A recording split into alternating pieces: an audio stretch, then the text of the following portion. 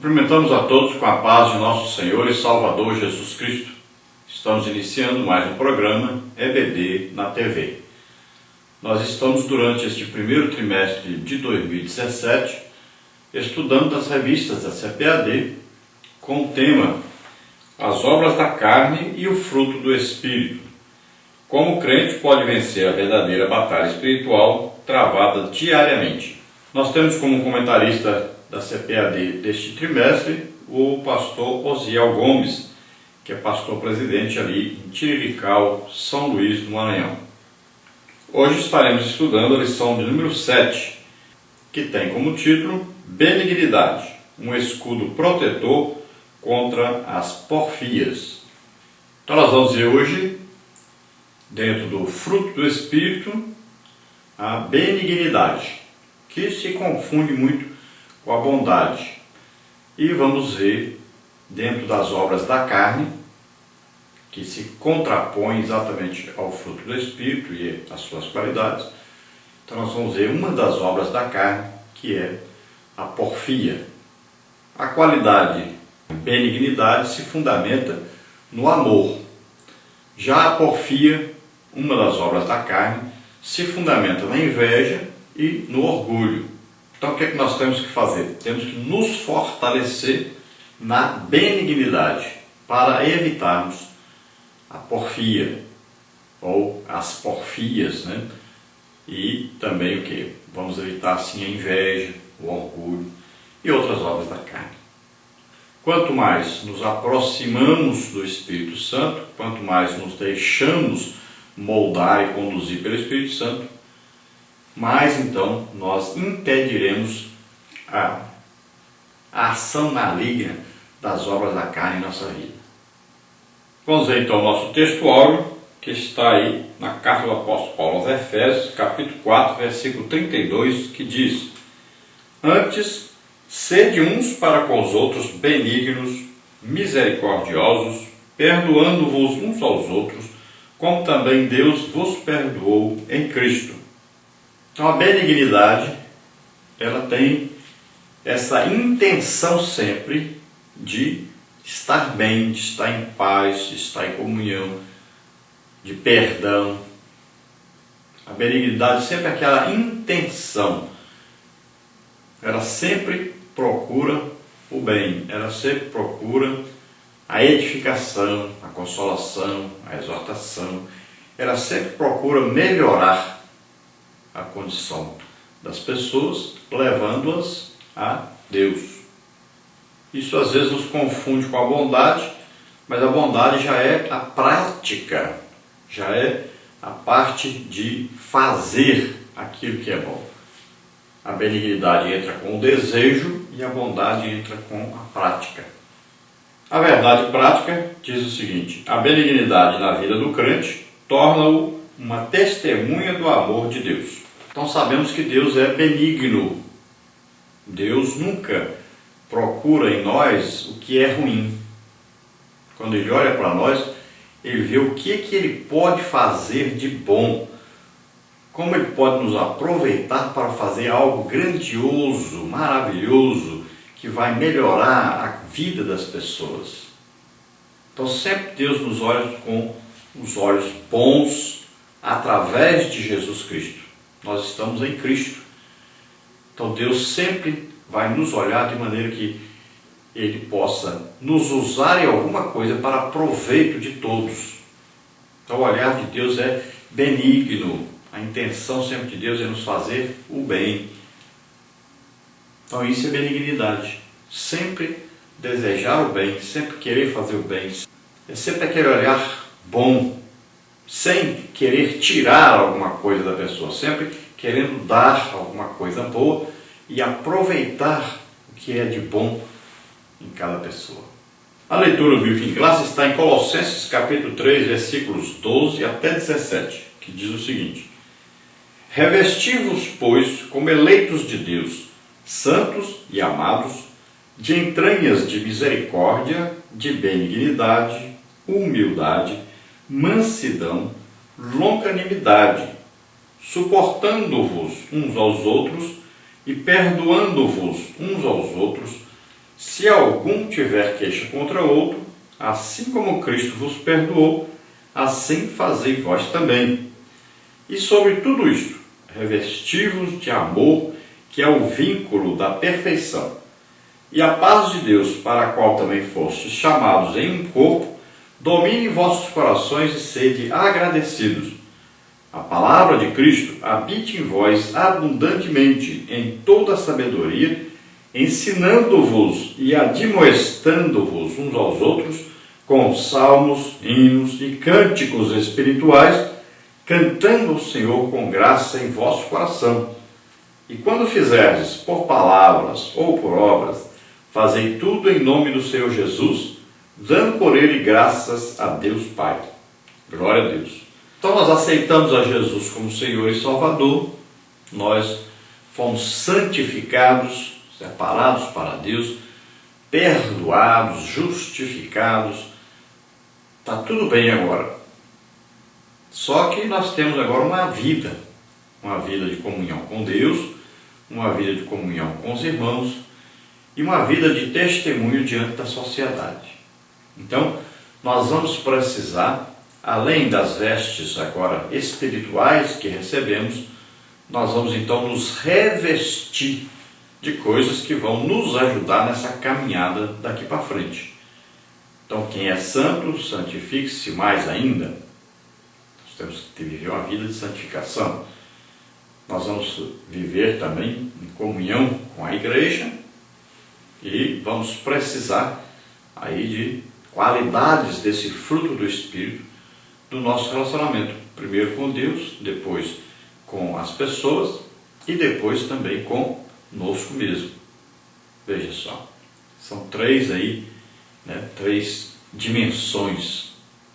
Uma com Deus, uma com as pessoas à nossa volta, a igreja e as pessoas que não são crentes, e também nós conosco mesmo, para que assim nós possamos ser luz, possamos ser sal, sal, luz, dar bom testemunho, ser representantes de Cristo na terra.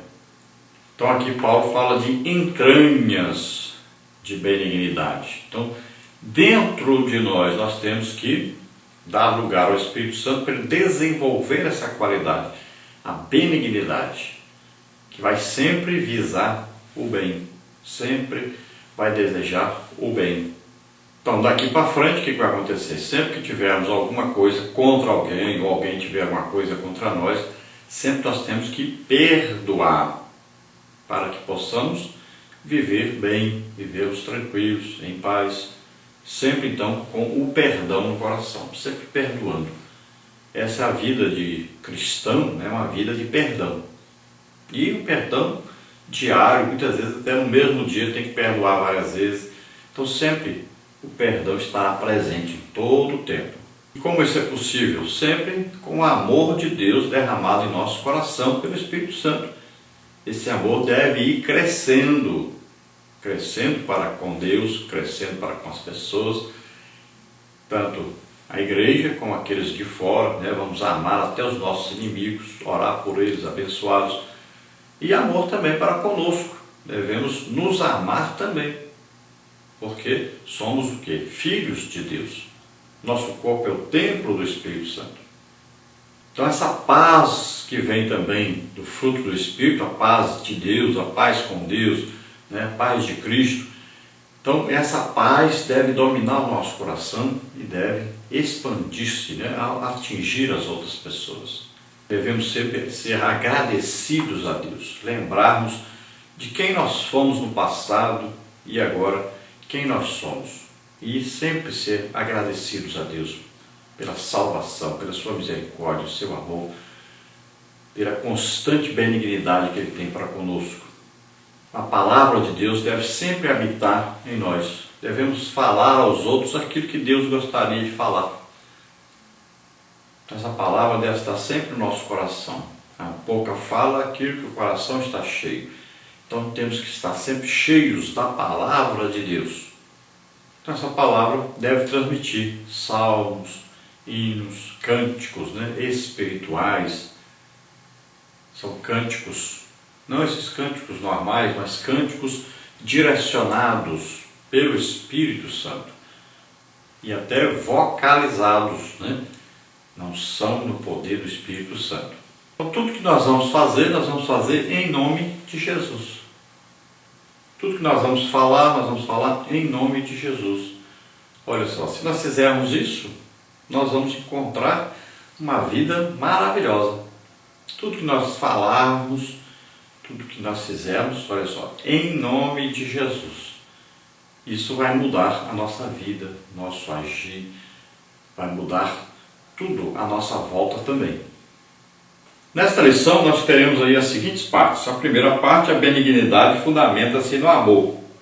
Tópico 1, o que é benignidade? Tópico 2, Jesus, exemplo de benignidade. Tópico 3, a benignidade na prática. Na parte 2 nós temos a porfia fundamenta-se na inveja e no orgulho. Tópico 1, inimizade e porfia. Tópico 2, Evódia e Sintique. Tópico 3, Miriam e Arão. Na parte 3 nós temos aí, revistamo-nos de benignidade. Tópico 1, retirando as vestes velhas. Tópico 2, sede benignos. Tópico 3, imitando a conduta de Paulo.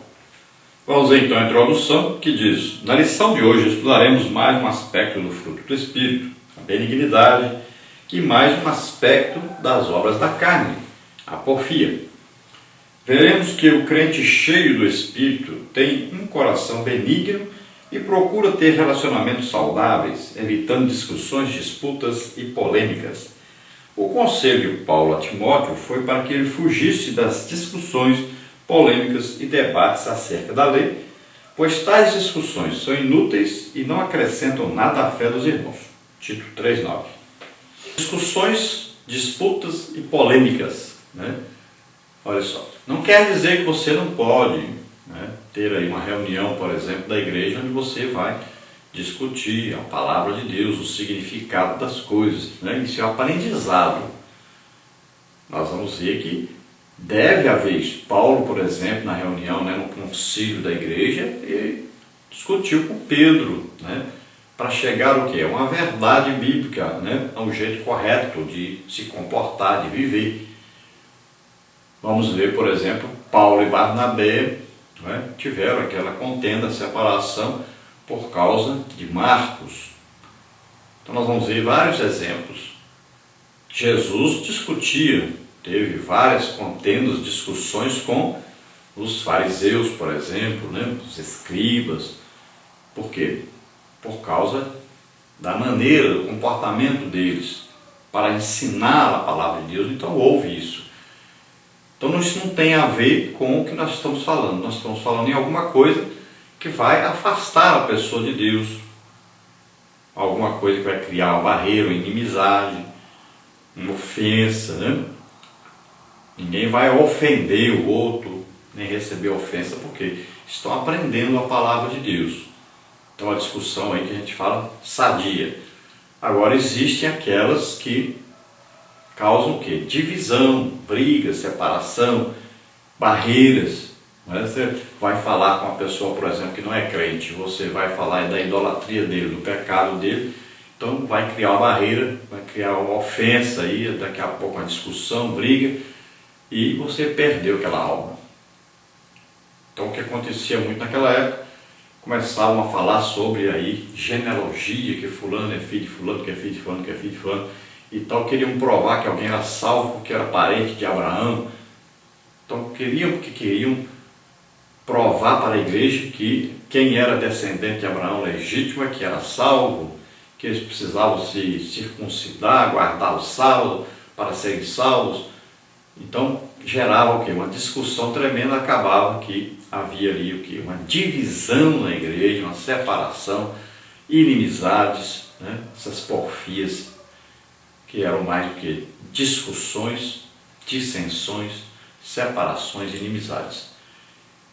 Então, isso aí não pode haver. Nós temos que evitar a todo custo que haja essa divisão, essa discussão, essa separação. E um crente pode chegar aí até a começar aí a brigar um com o outro, discutir e de repente até começar a querer expulsar demônio um do outro. Imagine, dois crentes brigando, expulsando demônio um do outro. Estão querendo dizer que crente tem demônio? Então, olha só. E naquela hora, pode ser exatamente uma ação demoníaca. Então, temos que tomar cuidado com isso. Temos que evitar essas discussões, essas contendas, né? Essas discordâncias, e todos pensarmos uma mesma coisa, procurarmos aprender a palavra de Deus e praticar essa palavra em nossa vida, em nosso cotidiano. Se nós vermos que uma pessoa ela não aceita discutir, né, a palavra de Deus, aprender, então melhor deixar para lá, porque vai causar divisão, vai causar briga, inimizade. Então, quando nós encontramos uma pessoa que sabe, né, debater a palavra de Deus, chegar a um denominador comum, sempre procurando na Bíblia, né, procurando na oração, aí é o que? Uma revelação da palavra de Deus. Nós estamos crescendo nessa revelação, nesse aprendizado, é ótimo.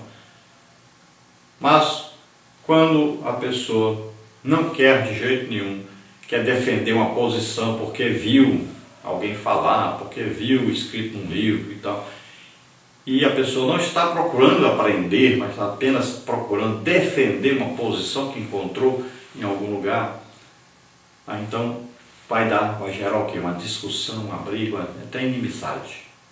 Então o melhor é evitarmos, né, discutir ou conversar sobre alguma coisa com essa pessoa, porque vai causar divisão e inimizade. Então veja que o conselho de Paulo a Timóteo é o quê? Fugir dessas discussões, principalmente lá sobre genealogia, sobre lei e tal, porque aqueles que defendiam a posição de guardar a lei, por exemplo, para ser justificado, eles queriam era confusão, era dividir mesmo a igreja. Então Paulo diz que fuja dessas discussões, porque as pessoas não querem estudar a Bíblia, não querem orar para descobrirem alguma coisa, uma revelação de Deus, mas querem apenas o quê? Defender uma posição que está no livro, algum professor ensinou. Então não querem estudar, não querem se humilhar diante de Deus e buscar uma revelação. Querem apenas defender uma posição, e muitas vezes uma posição que está num livro calvinista, por exemplo. E aí vai acabar uma confusão, aí, uma discussão. Então, a Bíblia ensina o que? Fuja dessa discussão, né? Parte 1, a benignidade fundamenta-se no amor. Então, o que é benignidade? É o tópico 1. Tópico 2, Jesus, exemplo de benignidade. Tópico 3, a benignidade na prática. Tópico 1, o que é benignidade? Você conhece o significado dessa palavra?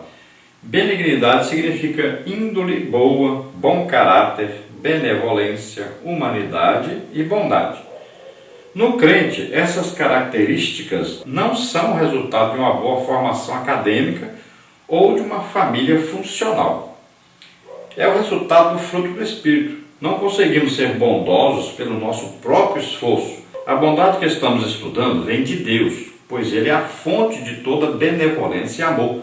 1 de João 4,8. Deus é amor, logo a benignidade é uma das características do crente. Então, olha, a benignidade aí, ó, bom caráter, né? Uma pessoa de boa índole, olha só. Então, a pessoa não é que ela nasceu assim, é uma coisa que vem de Deus.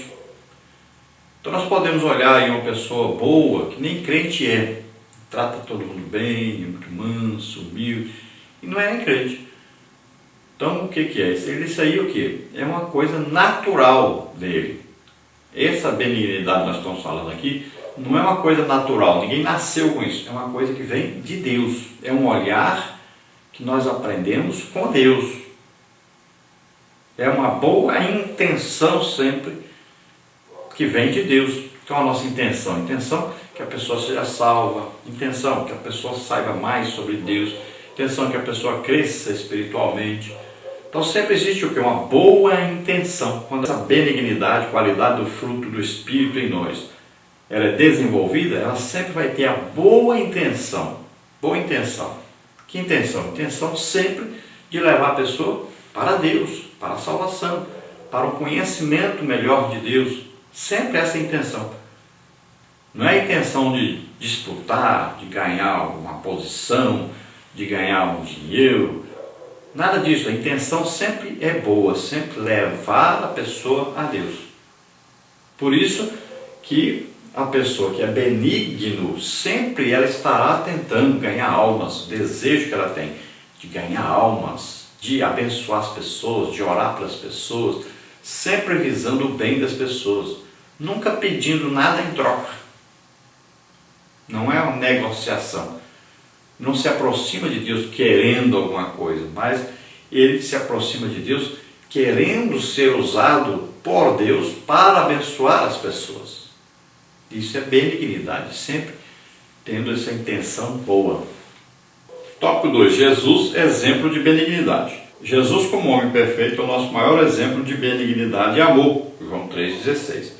Ele amou os ricos e os pobres e sempre ajudou a todos que foram até ele, como, por exemplo, a mulher cananeia, cuja filha estava miseravelmente endemoniada, Mateus 15, 21 a 28. A princípio, parece que Jesus não estava se importando com o clamor daquela mãe. Porém, o mestre estava testando a fé daquela mulher. Jesus mesmo declarou: ó mulher, grande é a tua fé. Mateus 15, 28. Jesus, em sua bondade, não se prendeu a debates religiosos ou políticos, pois sabia que a sua missão era salvar e resgatar os que estavam perdidos. Lucas 19, 10. Então Jesus sempre tinha a intenção de revelar Deus aos homens. É evidente, né, que houveram aí vários problemas, né? Existe sempre aqueles que querem confrontar o ensino da palavra de Deus, o verdadeiro ensino, a verdadeira pregação, né? O verdadeiro agir de Deus. Então, aqueles religiosos sempre vinham, né, com inveja de Jesus, sempre vinham para tentar pegar Jesus em alguma coisa, né? Sempre vinham tentando desmanchar o que Jesus estava ensinando. Diziam que os milagres que Jesus fazia eram demônios, né, que estavam fazendo.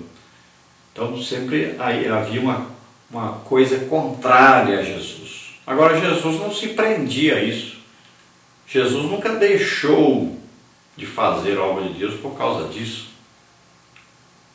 Jesus não se tornava inimigo deles, embora eles se tornavam inimigos de Jesus. Jesus os amava, queria mostrar para eles Deus. Não é?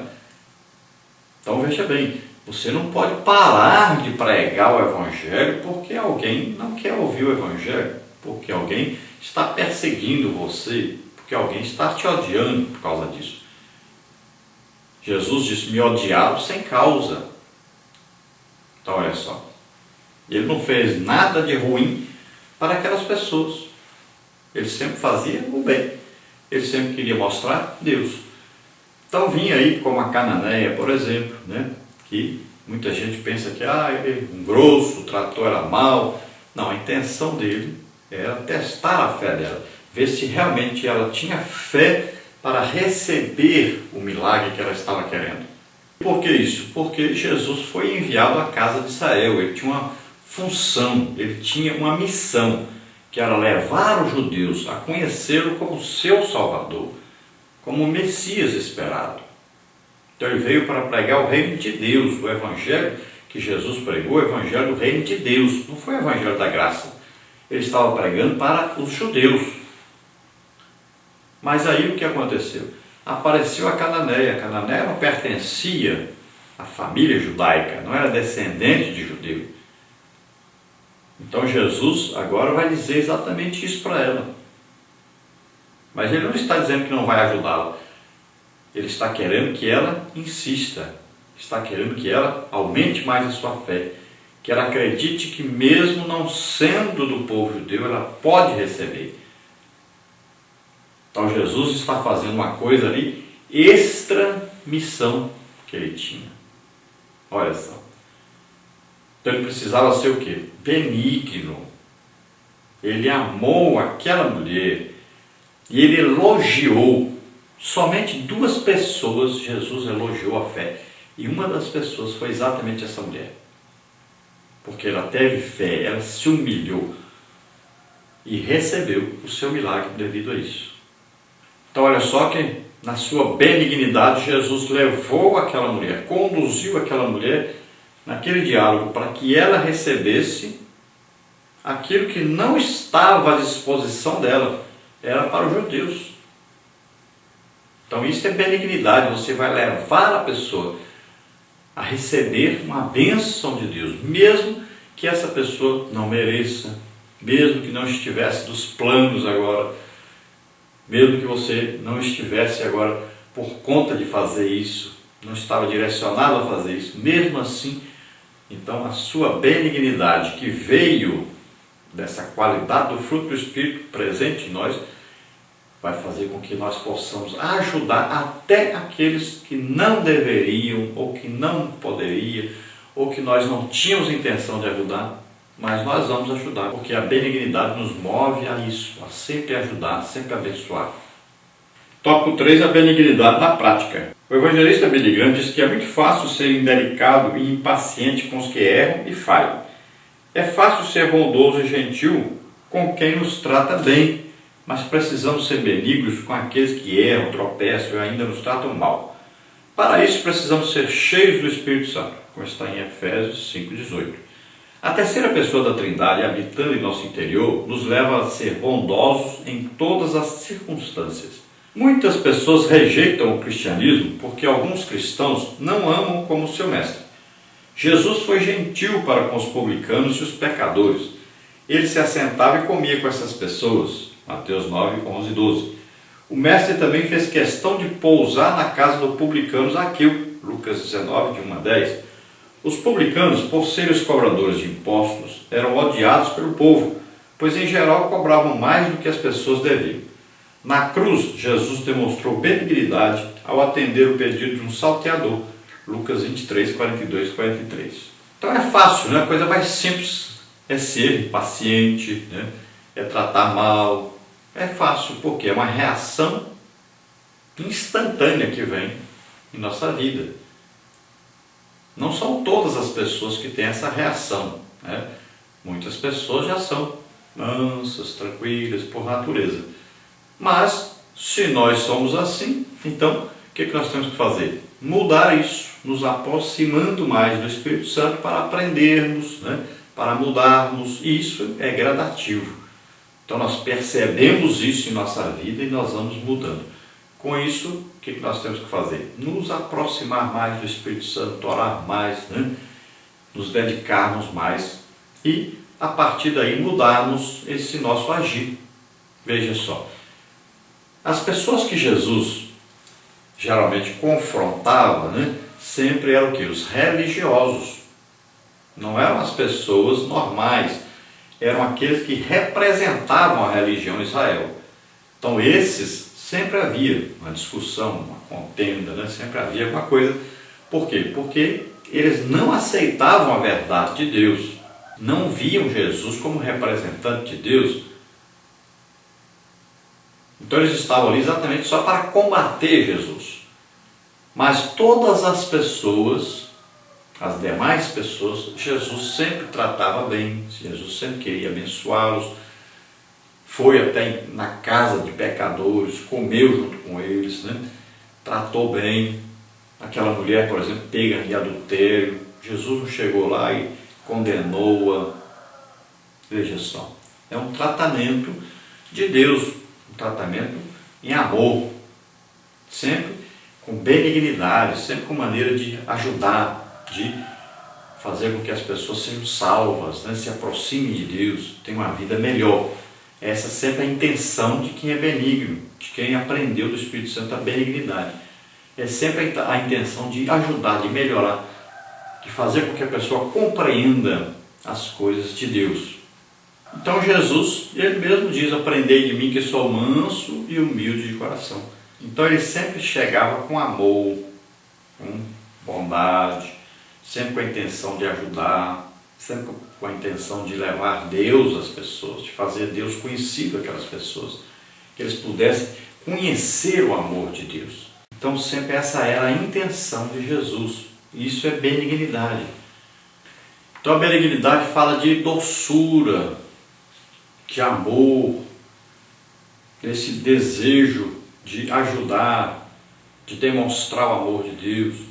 Olha, benignidade é amar antes de fazer, é amar com as palavras, é delicadeza no tratamento, bondade.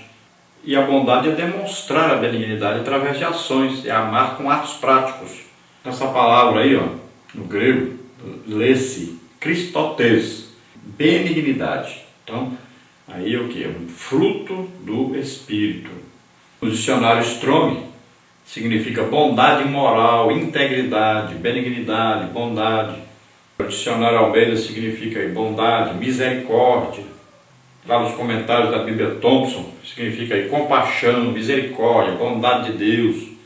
Lá no dicionário bíblico Vida Nova, lá de Derek Williams, significa aí, olha, aliança, né? Significa fidelidade, misericórdia. A benignidade de Deus é expressa na natureza. A benignidade de Deus também expressa-se até mesmo nos julgamentos divinos. A benignidade de Deus expressa-se na instrução divina. Então não é surpreendente que o fato de possuir esse tipo de benignidade torna o homem bom. Que negligenciá-la traz a condenação divina.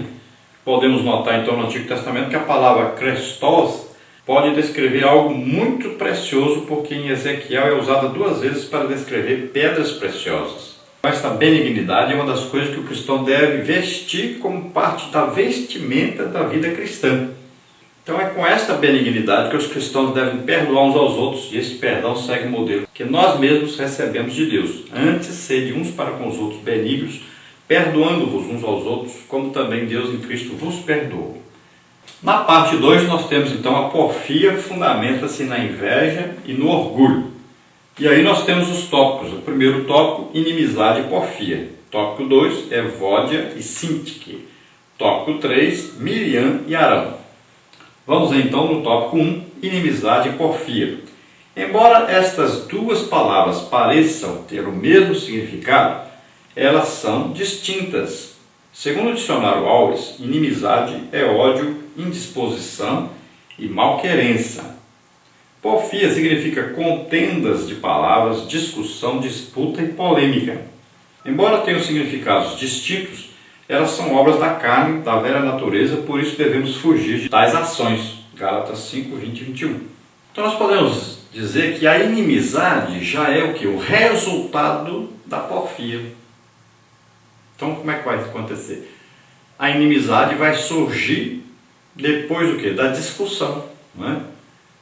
Então sempre que você vê que a discussão vai levar à inimizade, pare com a discussão imediatamente, porque ela vai levar à inimizade. Tem gente que fica inimigo um do outro até por discutir alguma coisa na palavra de Deus, de tentar chegar a um denominador comum.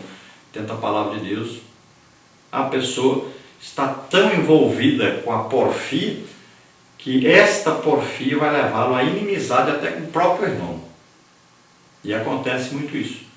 Então temos que tomar cuidado com isso, que a pessoa que ela não está vivendo uma vida cotidiana com Deus, não está orando, não está jejuando, não está estudando a palavra de Deus, não está evangelizando, não está ocupado ganhando almas, essa pessoa, quando ela vai conversar alguma coisa, então ela vai dizer aquilo que ela pensa ou que alguém pensou e disse, e ela vai defender esse ponto de vista, porque ela não tem a prática espiritual, ela não está na constante prática espiritual. Então ela vai aplicar o que nós chamamos de um aparelho chamado achômetro, né? Ele acha que é assim e pronto. Então ele não está envolvido com Deus. Então existe muito conflito por causa disso. Porque a pessoa que está na prática da oração, do jejum, do estudo da palavra de Deus, da evangelização, então ele vai aprendendo mais e mais sobre as coisas de Deus, vai ter mais intimidade com Deus. Aí quando ele encontra uma pessoa que às vezes no passado ele teve uma vida assim, mas agora não tem mais, ou encontra uma pessoa que talvez até esteja envolvido em algum cargo na igreja, uma posição e tal, mas ele não está nessa vida de comunhão com Deus, não está nessa prática de comunhão com Deus, então existe essa discussão. Por quê? Não tem como combinar uma coisa com a outra. Então vai haver discussão. E se você sabe que, havendo essa discussão, vai chegar então a divisão, vai chegar então a inimizade, então quando começar a discussão, pare logo. Porque essa pessoa não está na prática, ela não está na intimidade com Deus. Então ela vai falar o que ela pensa, mas não o que existe na prática, na verdade. Ela não procura em Deus a resposta, ela procura às vezes num livro, ela procura às vezes uma outra pessoa. Então é melhor parar, né? Deixa a pessoa falar sozinha, deixa a pessoa achar que está certo, então, né? Porque Paulo diz, olha, nós temos que falar a verdade, falar a palavra de Deus, e a pessoa então se recusa a nos ouvir, se recusa a aprender, deixa para lá a pessoa então, para não haver o quê? Inimizade. Temos então que parar a discussão e pronto, deixa para lá. E Paulo diz que ao herege, depois de uma ou duas advertências, né, deixa para lá, é melhor assim do que criar uma inimizade. Então a discussão não pode chegar a ser uma disputa, né, a uma inimizade, aí, nada disso, não pode. Não está se disputando aí quem sabe mais, não está se disputando uma posição, nada disso. Então existe uma discussão sadia que vai chegar a um conhecimento melhor, né, como houve lá no primeiro concílio, né, Paulo e Pedro, e existe a discussão que pode levar até uma inimizade. Então nós temos que captar isso. Melhor então é evitar as discussões, né? Então a gente fala e se alguém quiser discutir é melhor deixar a pessoa aprender sozinha ou aprender com outro, né? Porque a gente pode notar que a pessoa, geralmente a pessoa vem já com a intenção de haver uma discussão, uma disputa, né? Uma contenda, uma separação e até inimizade. Então a gente deixa para lá e larga por aí. No tópico 2 fala de Evódia e Sintique. Eram irmãs valorosas que serviam a Deus na igreja de Filipos. Carta do apóstolo Paulo aos Filipenses, capítulo 4, versículo 2.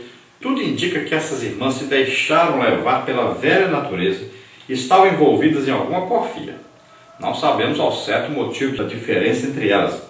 Alguns autores dizem que foram questões pessoais. Outros que se tratava de uma disputa por questões eclesiásticas. Porém, tal atitude era reprovável. Então, Paulo exorta ambas para que acabem de uma vez por todas com as diferenças. O apóstolo, como líder daquela igreja, não procurou saber quem estava com a razão, mas, com amor e firmeza, ordenou que elas parassem com tal atitude. Em meio às porfias, não existem vencedores, todos acabam perdendo e dando lugar ao diabo. É o apóstolo Paulo aos Efésios, capítulo 4, versículo 27. Então, na igreja de Filipos, havia essas duas irmãs que estavam aí brigadas uma com a outra, né? Porque nós não sabemos, não explica aí. Alguns dizem que essas duas irmãs faziam parte da direção da igreja, quando começou a igreja ali em Filipos, né? Começou ali na casa de Lídia, né?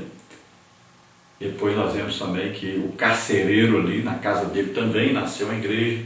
Então nós não sabemos, talvez uma irmã fizesse parte de uma dessas igrejas, outra irmã de outra igreja, né? Na casa de Lídia, outra na casa do carcereiro, e discutiram uma com a outra.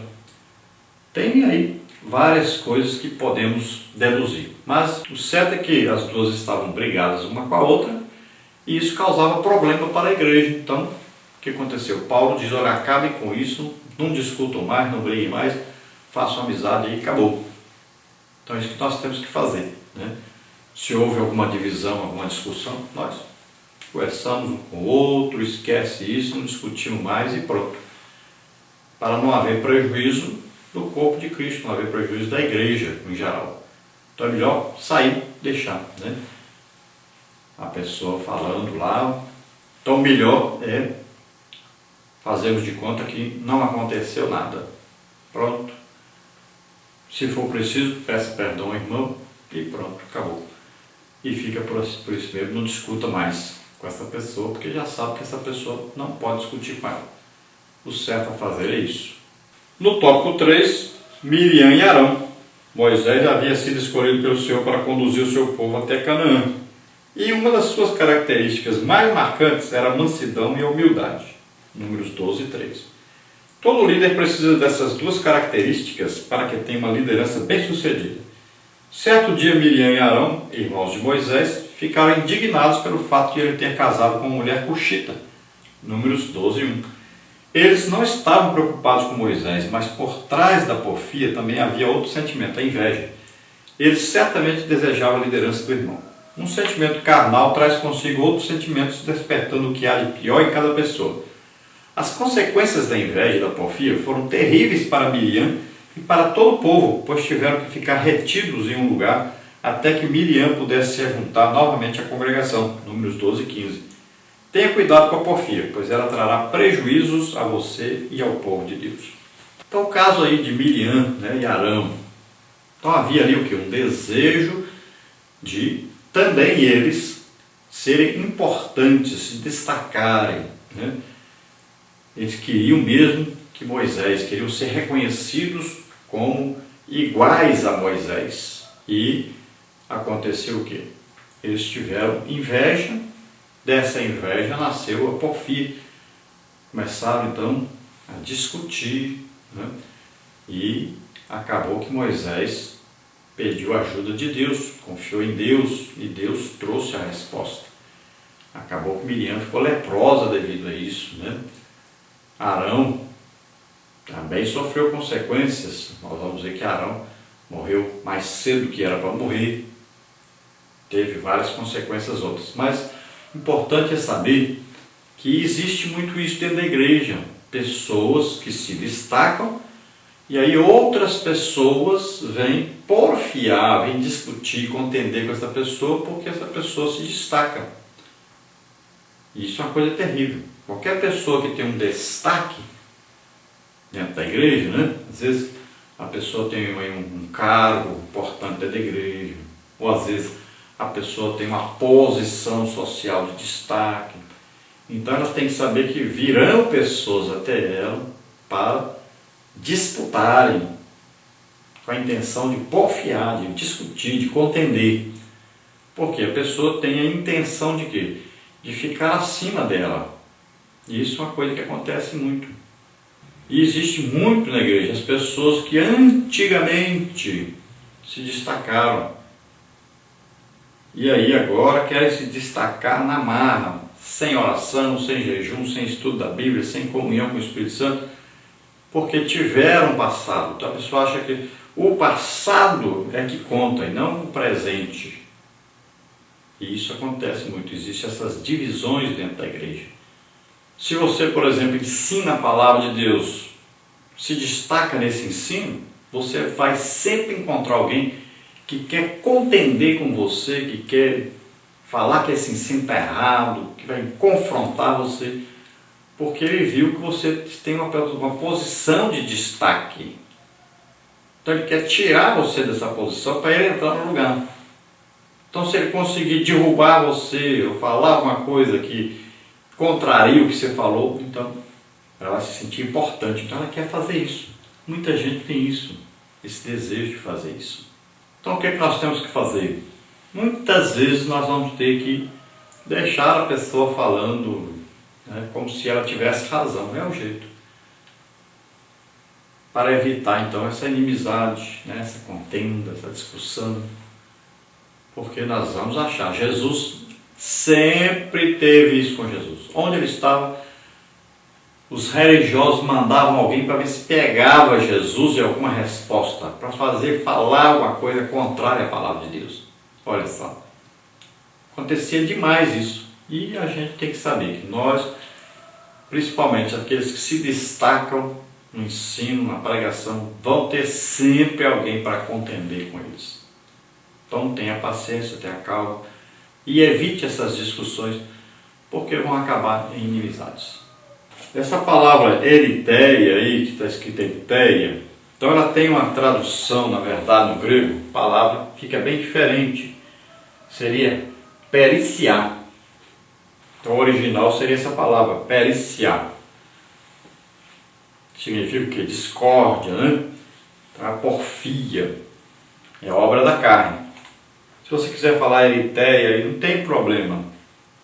Então o significado aí, ó, facções, pelejas, discórdias, discussões, rixas, rivalidade, separam-se partidos, né? Esforço constante para conseguir o melhor para si próprio. E algumas bíblias aí têm o significado de contenção, discórdia, espírito de partidarismo, fazer inveja, desavenças, ser egoísta. Você pode ver que a raiz dessa palavra vem nesse sentido aí, ó. Trabalhador diarista, trabalhar por contrato, trabalho contratado. Então a porfia é um trabalho que vai receber o pagamento de criar uma inimizade, uma separação. É um trabalho que a pessoa faz que não tem um bom pagamento, sempre um péssimo pagamento. A pessoa não tem prazer nesse trabalho, mas faz esse trabalho. Então Paulo diz que o remédio para isso é considerar os outros superiores a nós mesmos. Então quando alguém luta com outros por cargo na igreja, visando o salário e não o bem do povo de Deus, isso é exatamente essa obra da carne aí. Segundo Hernando Dias Lopes, são pecados sociais, né? São inimizades, porfias, ciúmes, iras, discórdias, dissensões, facções, invejas. Esses 8 pecados envolvem transgressões ligadas aos relacionamentos. Inimizade é uma atitude mental que provoca e afronta outras pessoas.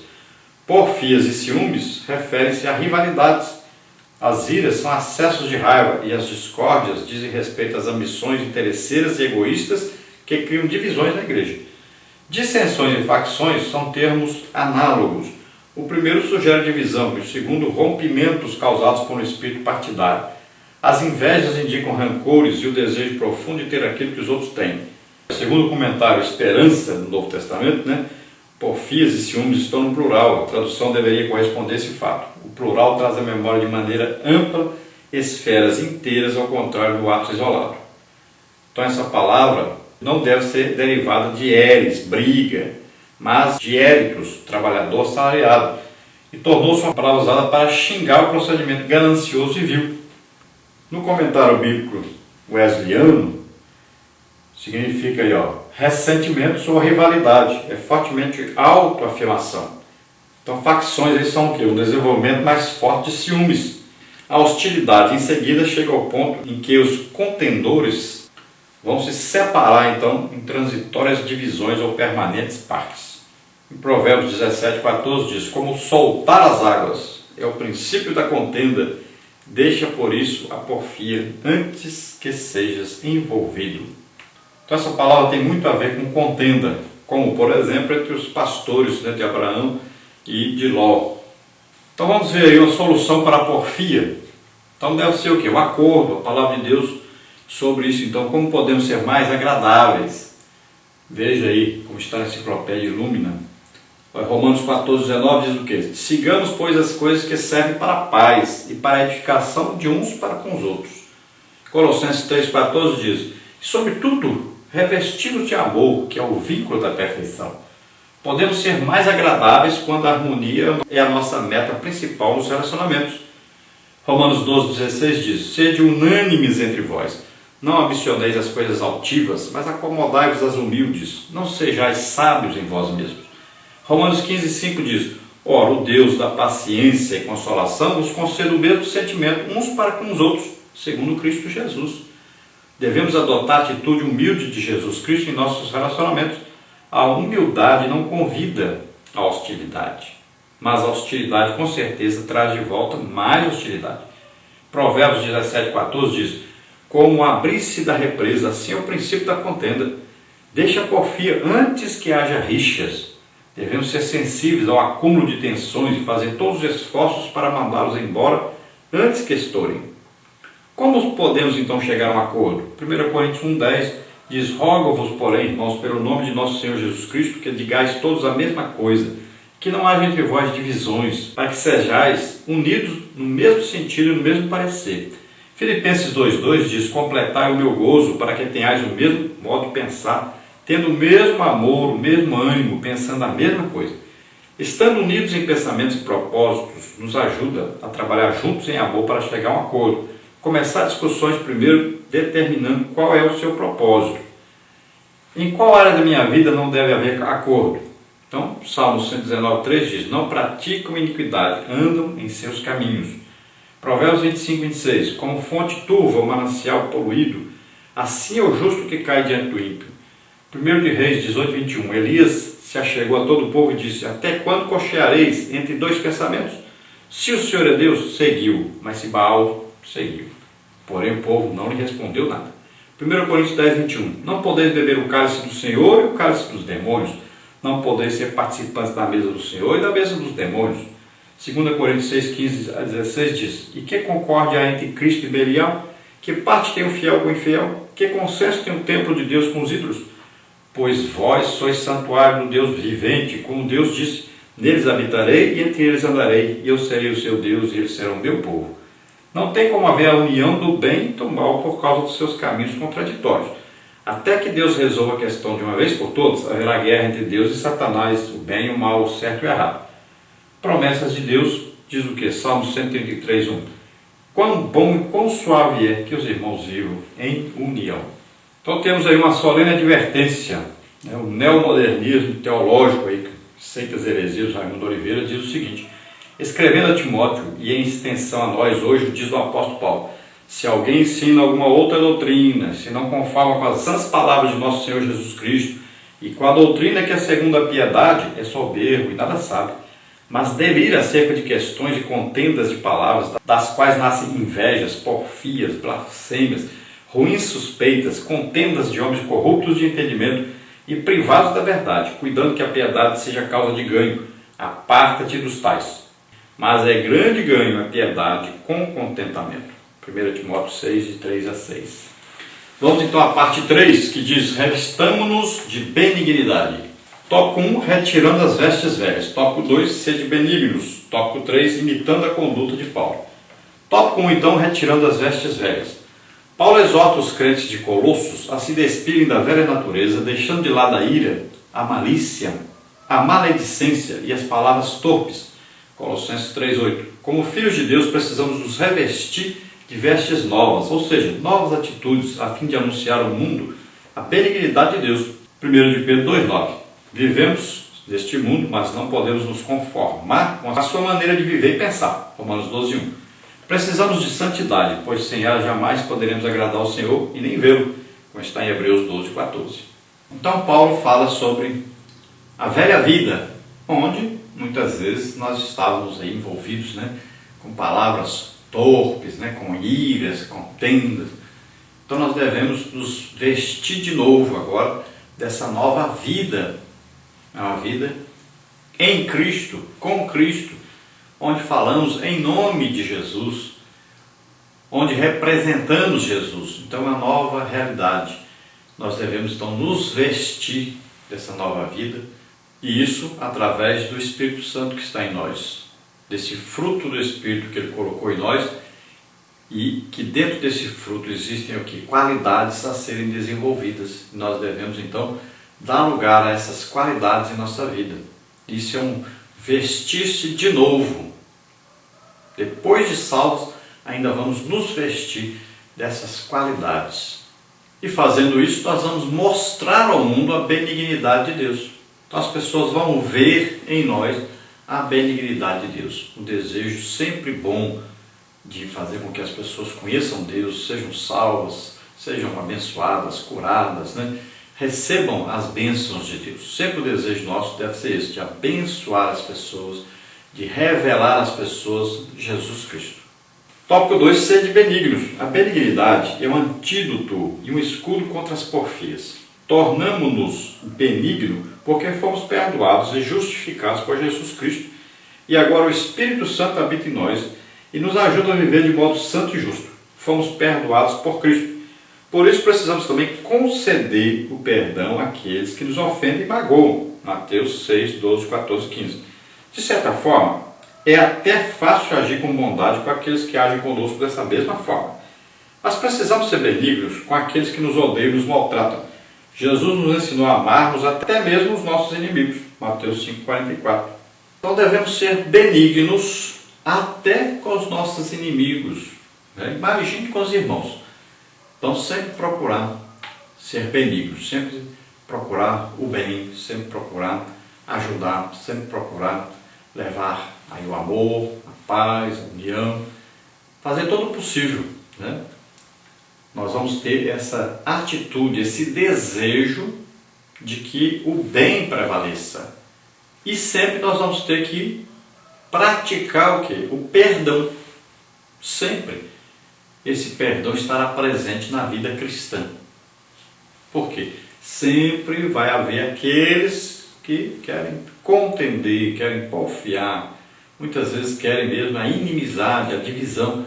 E isso vai atrapalhar o andamento da obra de Deus. Então nós vamos responder a isso, né, com a benignidade. Vamos continuar fazendo o bem, vamos continuar amando, vamos continuar orando pelas pessoas, sempre. Nosso desejo é que eles conheçam a salvação, conheçam cada dia mais a Jesus Cristo como Senhor e Salvador. Então nosso desejo é que as pessoas cresçam no conhecimento de Deus. Então vamos fazer isso. É difícil? É difícil. Fácil é criar confusão, é divisão. Fácil é odiar, criar inimizade. Fácil. Isso é fácil, simples. Então o difícil é fazer o que Deus manda. Então vamos nos conformar a esta palavra, vamos mudar a nossa vida, a nossa atitude, vamos procurar cada dia mais melhorar. E sempre quando alguém nos odiar, nos maltratar, quando alguém quiser o nosso mal, nós sempre vamos querer o bem dessa pessoa, sempre vamos amá-lo, vamos sempre orar por eles, vamos sempre tentar ajudá-los, né? Vamos tentar compreender por que eles estão fazendo isso, qual o motivo. Então nós vamos tentar ajudar essa pessoa a melhorar sua condição espiritual para que ele deixe esse caminho mau. Tópico 3, imitando a conduta de Paulo.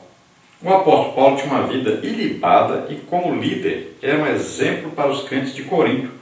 Sua maneira de viver era tão santa que ele desafiou os crentes a serem seus imitadores. 1 Coríntios 11:1. Sua família, seus amigos e seus irmãos em Cristo podem imitar seus atos e suas ações? Paulo seguiu o exemplo de Jesus. Precisamos também seguir o exemplo do Mestre e nos tornarmos semelhantes a Ele. Não podemos nos esquecer que ser cristão é ser semelhante a Cristo. Jesus deve ser o padrão para o nosso viver. Ele tinha uma vida social intensa. Ia a casamentos, como está em João 2, 1 a 12, jantares na casa dos amigos, João 12, de 1 a 11, mas não se deixou seduzir pelas coisas desse mundo. Então Paulo se separou tanto, se deixou tanto dominar pelo Espírito Santo, que ele disse: sede meus imitadores.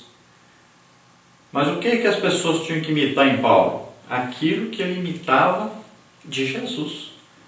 Então Jesus é a perfeição. Nós vamos olhar para Jesus, o autor e consumador da nossa fé, e vamos imitar Jesus. Não é? Paulo tinha inimigos na igreja? Muitos inimigos. Tanto dentro das igrejas que ele mesmo abriu, né? Como na igreja em Jerusalém, em toda parte ele tinha vários inimigos. Então as pessoas não tinham o conhecimento de Deus como Paulo tinha. E Paulo se destacou muito na obra de Deus. Então várias pessoas tentaram derrubar, né, essa fama de Paulo, né? Várias pessoas tentaram tirar o apostolado, esse título de apóstolo de Paulo, que ele mesmo dizia que ele era apóstolo, porque Jesus o escolheu, e as pessoas então tinham o desejo de tirar esse título dele, e passavam de igrejas em igrejas aí que ele abria, e tentavam tirar, tentavam torcer isso, tentavam desmerecer o título de Paulo. Paulo muitas vezes teve que se defender o seu título de apóstolo. Veja só, era uma confusão terrível, era uma contenda direta mesmo. Então haviam grandes inimigos, então haviam muitos inimigos do trabalho de Paulo, muita gente. E dentro da igreja, não era só de fora, dentro da igreja. Então veja só, Paulo viveu a vida inteira tentando aí levar as pessoas a Cristo, ao verdadeiro conhecimento de Cristo. Jesus O tempo todo as pessoas vinham, os religiosos contendiam, eram os seus inimigos que queriam matá-lo de todo jeito. Vinham para contender mesmo, com perguntas. Queriam fazer de tudo para tirar de Jesus aquela fama, né? Tirar de Jesus os seus milagres, tirar a paz, o tempo todo. Então aqueles que estão envolvidos na obra de Deus, aqueles que estão fazendo realmente a obra de Deus, aqueles que estão em comunhão com Deus, quanto mais pertinho de Deus você chega, mais aquelas pessoas que estão longe, mesmo aqueles que estão dentro da igreja, começam então a ter sentimentos perversos em relação àquele que está fazendo a obra de Deus. E por causa disso, são influenciados por demônios para atrapalhar aquele que está fazendo a obra de Deus. Por quê? É uma guerra que existe, uma guerra espiritual. Você tem que saber disso. Satanás vai fazer de tudo para atrapalhar você.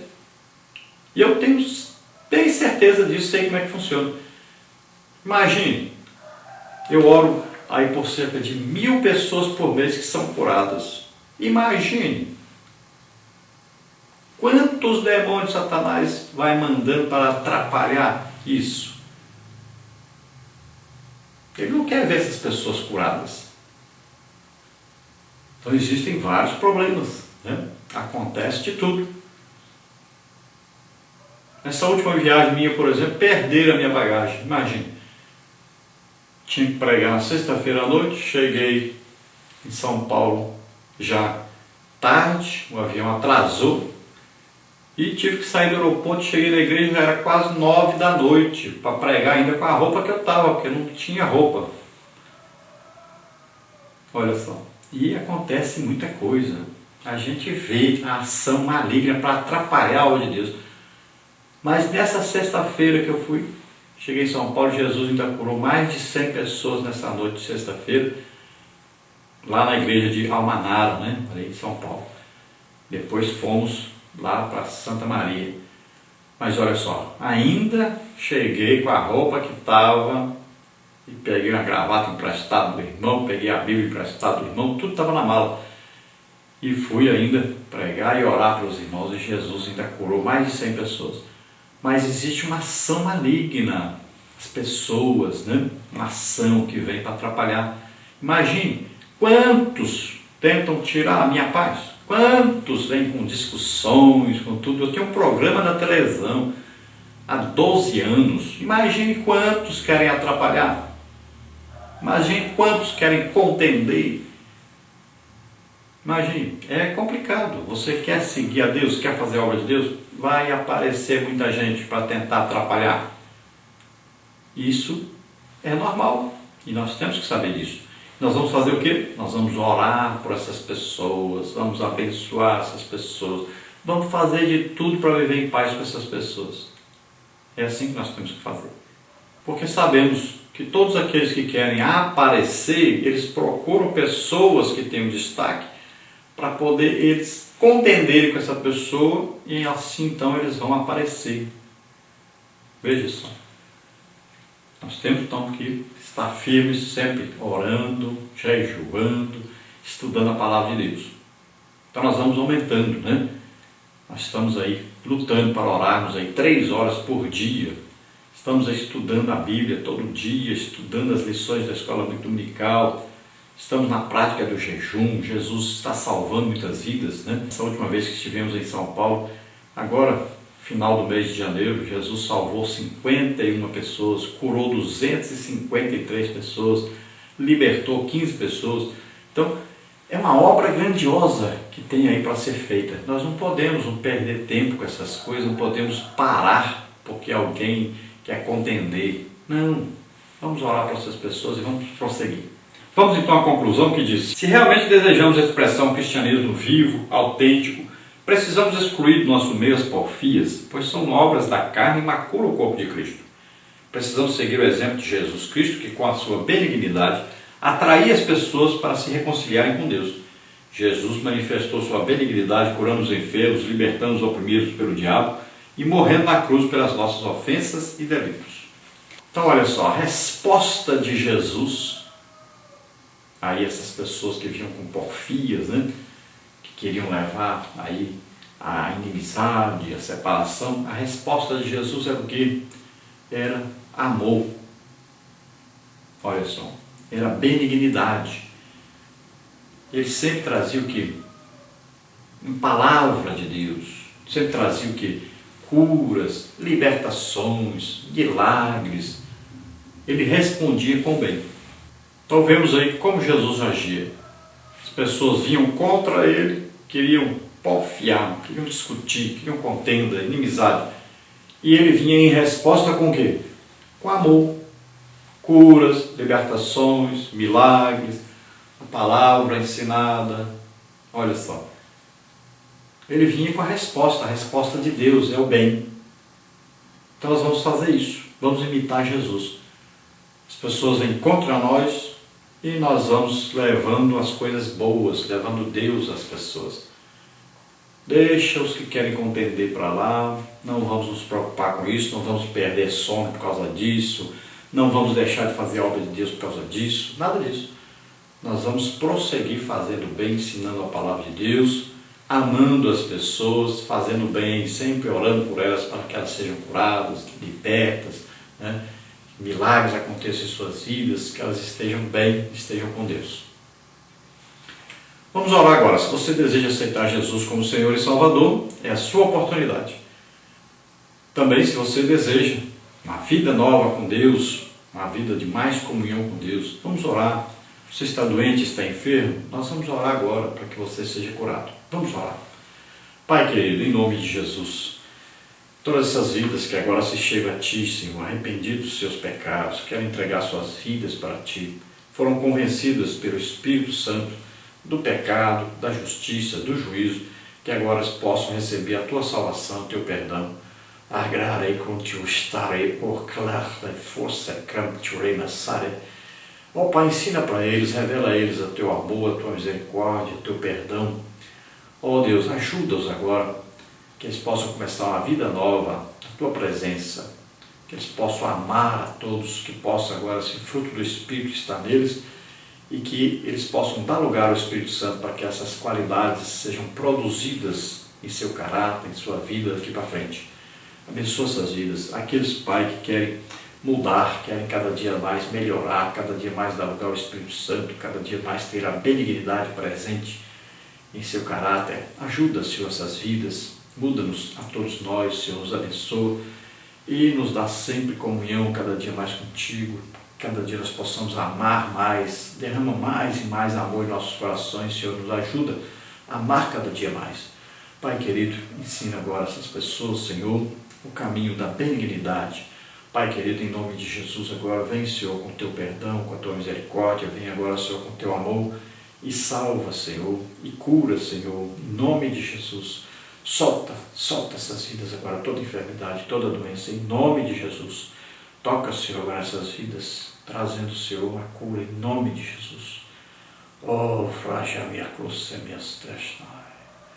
oh, Deus maravilhoso, que enviou o Seu Filho para levar na cruz do Calvário os nossos pecados, toda enfermidade, toda doença, em nome de Jesus. Muito obrigado, Senhor. Amém. Glória a Deus. Aleluia. Olha, você que está nos assistindo, se você deseja nos convidar para estarmos aí na sua igreja, olha, nós temos o mês de fevereiro agora, o mês de março aí, todo sem nenhum compromisso, metade do mês de abril sem compromisso, mês de maio sem compromisso ainda. Nós queremos marcar para estarmos aí na sua igreja. Marque conosco, queremos estar aí com você, levando não só o ensino da palavra de Deus, mas também levando aí a oração por curas. Jesus tem curado mais de 100 pessoas todo fim de semana. Então, nos convide, nós estaremos aí. Imagine você que é pastor de uma igreja, você tem aí 300 membros na igreja. Desses 300, deve ter, no mínimo, tem aí 170, 200 que estão com algum tipo de doença. Imagine, nós vamos orar, Jesus curando essas pessoas. Imagine, você diz, a igreja está na crise financeira. Mas olha bem, essas quase 200 pessoas gastam, em média, por mês, Vamos botar bem pouquinho, R$ 200 por mês com farmácia e médico. Vamos botar bem pouquinho. É claro, tem uns que gastam muito mais, mas vamos colocar só 200. 200 pessoas, R$ 200 cada um, sabe quanto dá isso? R$ 40.000 por mês que são jogados fora, que deveriam estar sendo empregados na igreja, com ofertas, com dízimos. Imagine o que está acontecendo. Jesus não quer ver ninguém doente, não. Jesus não quer ver a igreja passando necessidade financeira, não.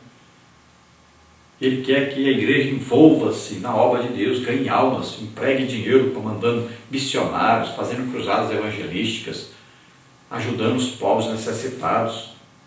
Veja só, esse dinheiro está sendo jogado fora. O dinheiro está em tudo, para farmácia, para remédio, para médico, que deveria estar sendo empregado na igreja, na obra de Deus. Deixa Deus ajudar você, ajudar a sua igreja. Pense nas pessoas doentes. Quanto eles estão sofrendo com tantas doenças, tantas dores, tanta coisa.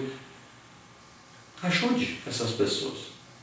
Imagine lá, Pedro orando. Vinha pessoas de outras cidades. Olha só, vinham até ele. Isso não é idolatria, não. Deus usa pessoas para curar as pessoas. Veja lá Paulo, na ilha, por exemplo. Curou lá aquele homem que estava com desinteria. Depois veio todos que estavam doentes na ilha, vieram. E Paulo orou, eles foram curados. Olha só. É assim que funciona a Bíblia. É assim mesmo que funciona. Deus usa a pessoa para curar as pessoas.